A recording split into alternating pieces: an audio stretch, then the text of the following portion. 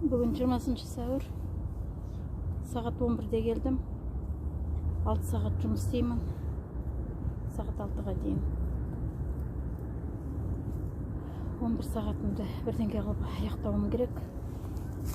Өзім шашасам да.